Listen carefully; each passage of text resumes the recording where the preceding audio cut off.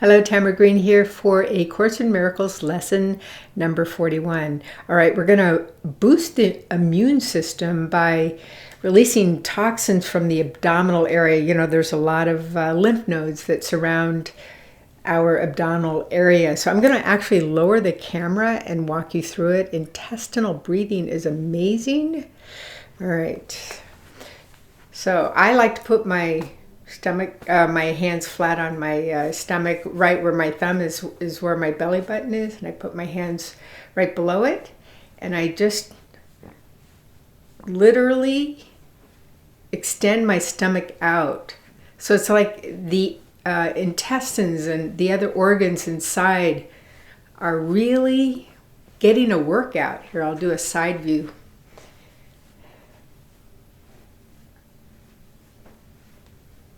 Okay, so we're going to do 20 all together. 1, 2, 3, 4, 5, 6, 7, 8, 9, 10, 2, 2, 3, 4, 5, 6, 7, 8, 9, 20. And then in clockwise direction, you rub to help release the toxins. Okay, now if you could do 100 of those every day, wow, what a difference it makes for you.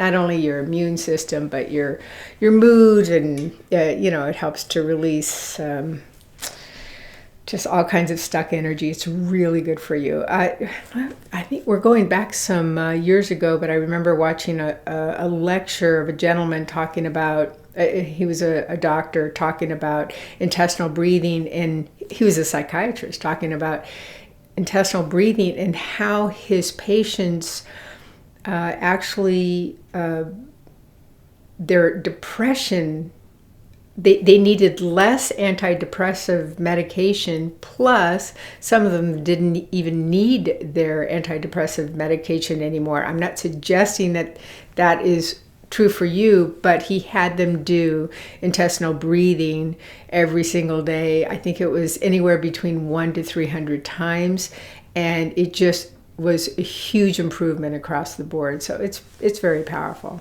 I hope you try it. Okay, A Course in Miracles, lesson number 41.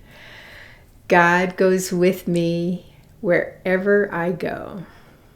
Today's ideal will eventually overcome completely the sense of loneliness and abandonment all the separated ones experience. Depression is an inevitable consequence of separation. So are anxiety, worry, a deep sense of helplessness, misery, suffering, and intense fear of loss. The separated ones have invented many cures for what they believe to be the ills of the world. But the one thing they do not do is to question the reality of the problem. Yet its effects cannot be cured because the problem is not real. The idea for today has the power to end all this foolishness forever. And foolishness it is, despite the serious and tragic forms it may take.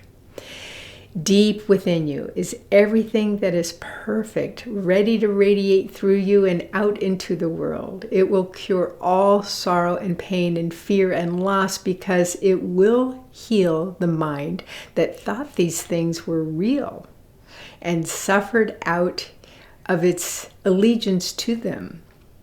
You can never be deprived of your perfect holiness because its source goes with you wherever you go. You can never suffer because the source of all joy goes with you wherever you go. You can never be alone because the source of all life goes with you wherever you go. Nothing can destroy your peace of mind because God goes with you wherever you go. We understand that you do not believe all this. How could you, when the truth is hidden deep within under a heavy cloud of insane thoughts, dense and obscuring, yet representing all you see? Today, we will make our first real attempt to get past this dark and heavy cloud and to go through it to the light beyond. There will only be one long practice period today in the morning. As soon as you get up, if possible, sit quietly for some 3 to 5 minutes with your eyes closed. At the beginning of the practice period, repeat today's idea very slowly. Then make no effort to think of anything. Try instead to get a sense of turning inward past all the idle thoughts of the world. Try to enter very deeply into your own mind, keeping it clear of any thoughts that might divert your attention. From time to time, you may repeat the idea if you find it helpful. But most of all, try to sink down and inward, away from the world and all the foolish thoughts of the world. You are trying to reach past all these things. You are trying to leave appearances and approach reality. It is quite possible to reach God. In fact, it is very easy because it is the most natural thing in the world. You might even say it is the only natural thing in the world. The way will open if you believe that it is possible. This exercise can be have very startling results even the first time it is attempted, and sooner or later it is always successful. We will go into more detail about this kind of practice as we go along, but we will never fail completely, and instant success is possible. Throughout the day, use today's idea often, repeating it very slowly, preferably with eyes closed. Think of what you are saying, what the words mean.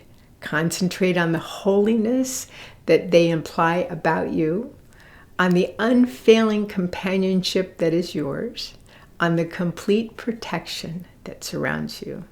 You can indeed afford to laugh at fear thoughts, remembering that God goes with you wherever you go. So God goes with you wherever you go. You have one longer practice period of 2 to 3 minutes, and then many throughout the day. All right.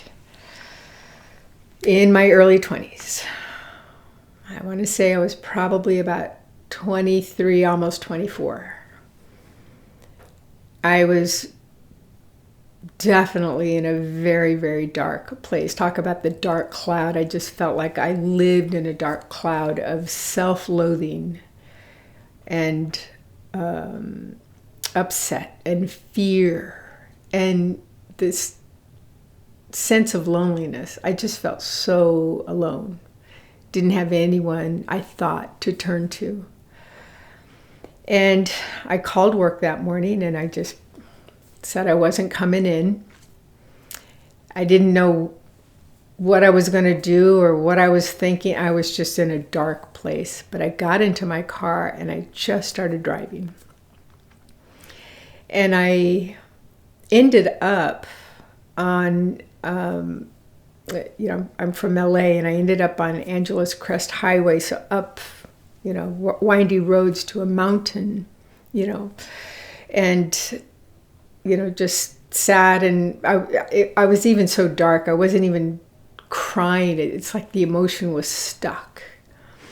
But as I was coming back down the mountain, I never thought of ending my life before. It just came to me so fast that if I come down the mountain with my car and I don't turn at the next hairpin turn, I don't have to feel this way anymore. And it just happened so fast. I had the thought, the hairpin turn came, and I remember just having my index finger very lightly on the bottom of my steering wheel.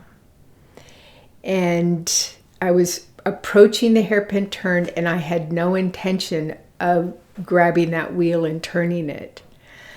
But lo and behold, something literally took over my steering wheel and turned that hairpin turn on its own. And there was this little space where I could pull over and just sit in the car right after that hairpin turn, because I was in shock that something that I could not see literally took over my steering wheel. And I knew in that moment that I was not alone. I knew that it was some kind of angelic intervention. And I knew in that moment, I am not meant to leave this earth at this time. No, I am not. Therefore, I have some kind of purpose or something, but I am not meant to leave. And I sat in that car for an hour and a half just crying, sobbing, all the emotion, all the darkness that I had been feeling for a number of years, actually.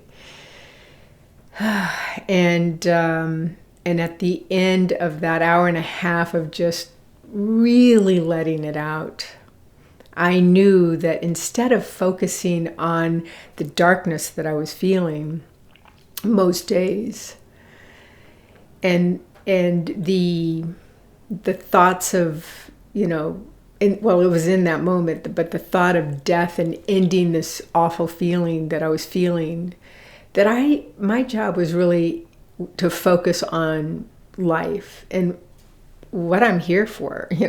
Why did something take over my steering wheel and did not let me go off that cliff? How come? It was another one of those deeply spiritual moments that I've had throughout my life, very pivotal for me, because the next day I ended up in therapy. And I was in therapy for actually years. And it helped tremendously. So, you are never alone. I'm never alone. It's impossible. We can't be alone. Because God goes with us wherever we go. And all of God's realm, like the angels and the rest. All right. I'm happy to share that story with you, because I'm sure there's many of you who have had those moments in your life. And you're not alone. And you never are. It's impossible. Okay. Have a beautiful rest of your day, and I'll see you tomorrow.